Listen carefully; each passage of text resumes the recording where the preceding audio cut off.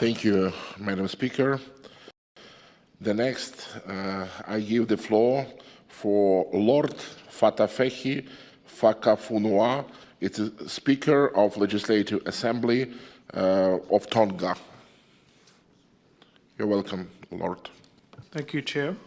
Your Excellencies, my fellow Speakers of Parliament, ladies and gentlemen, I bring warmest greetings from the Pacific nation, the Kingdom of Tonga. I'm honored to be here to stand in solidarity with Ukraine and with all of you here today. I thank Latvia for organizing this third parliamentary summit of the Crimea platform, especially as this is the first time for the Kingdom of Tonga to participate. Chair, yesterday I had the opportunity to visit the Museum of Occupation of Latvia and was profoundly moved by the powerful exhibition demonstrating the dark reality of occupation and aggression. The harrowing stories of the resilience amongst oppression was a poignant reminder of the human cost of conflict. The Friendly Islands, Tonga, is extremely blessed to have never been subject to occupational colonization.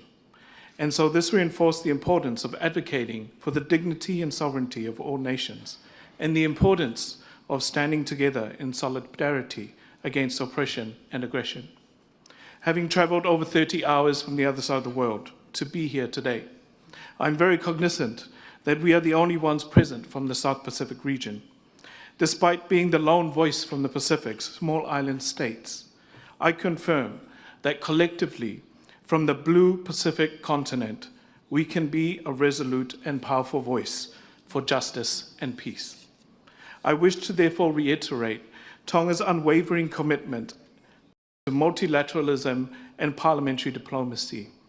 Tonga has consistently voted in the United Nations in favor of resolutions that call for end to Russia's aggression, including those addressing the humanitarian consequences of aggression against Ukraine and the necessity for international cooperation in resolving this crisis. We have pressed for the recognition of Ukraine's territorial integrity and the necessity for international support. As a nation that values peace and stability, Tonga firmly believes that aggression and the illegal annexation of sovereign territories has no place in the rules-based international order. We must collectively stand against such actions and advocate for a world where multilateralism and diplomacy triumphs over conflict, suffering, violations against humanity, and injustice. The humanitarian consequences are particularly alarming as citizens, mainly women, children, and the elderly, continue to suffer the greatest burdens of prolonged conflict. Tomorrow, we return to the Pacific with a much deeper understanding of Latvia, the Baltic states, as well as why parliamentary summits, such as the Crimea platform, should serve as a crucial impetus for mobilizing and strengthening international support for Ukraine. In closing, Tonga remains steadfast in its beliefs that Russia's aggression, the violation of territorial integrity, and the illegal annexation of Crimea has no place in the modern world. We believe that peace is not merely the absence of conflict, but the presence of justice, equity, and respect for international norms and international rules-based order.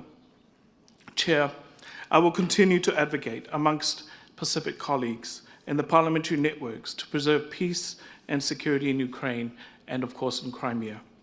Slava Ukrainia.